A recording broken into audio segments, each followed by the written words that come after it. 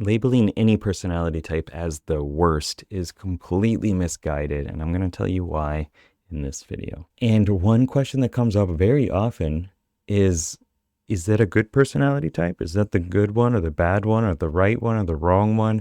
It even happened just the other day. Now, each type has their own unique strengths and weaknesses, and those strengths and weaknesses are good in different circumstances and different situations.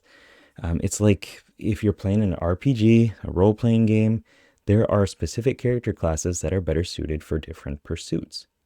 A warrior is great running in there, being in melee, taking damage and dealing damage too. You wouldn't want to replace them with a healer. They're too squishy. It's not the right circumstance for them. And likewise, you wouldn't want the warrior in the back with his swords and armor just like, I'll heal you, and not actually doing anything. So the way that people look at personality type in general is that there's a good one and a bad one. But they fit best in different circumstances. What's up, legend? Sherman here from Geek Psychology. I use personality type to help people understand themselves and use their strengths to live a life of meaning and purpose and be happy, and also to manage their weaknesses. And unfortunately for some, depending on your personality type, certain cultures reward and respect different personality types more than others because of the cultural mindset and the cultural personality.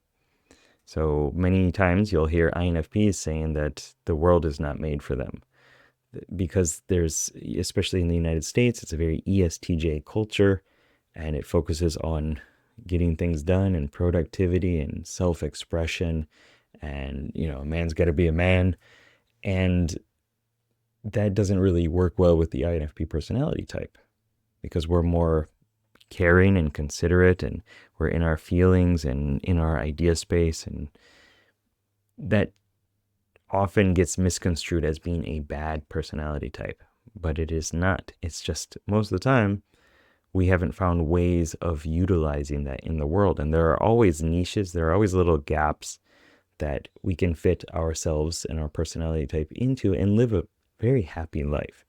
Understanding that there are differences in personality type really creates empathy and a desire for collaboration. So, and again, thinking about the role-playing game analogy, a warrior and a priest work really well together. You got the pocket healer and you got the warrior running out there doing the damage and creating all the aggro. That's a good combination. And if you can find those combinations in the outer world, you can find ways of utilizing your strengths and putting yourself into positions where that works really well for you. And we all have these 8 different character classes within ourselves, these 8 different cognitive functions that create our Myers-Briggs personality type. We have the adept, which is the kind of wizardly scientist type character. We have the commander, we have the mystic, we have the explorer, we have the soul, we have the envoy, we have the guardian, and the adventurer. And once you can start appreciating that within yourself and appreciating that you don't appreciate certain ones, and finding ways of doing that better and building intrapersonal rapport with those characters, then your life gets a lot easier. You get to then have empathy for other people's struggles and seek proactive collaboration that helps you and helps the other person in a win-win situation. Personality type is a great way of self-development because you can embrace diversity within yourself and then appreciate it within other people as well. So, is there a worst personality type? No. Good luck, have fun. Peace.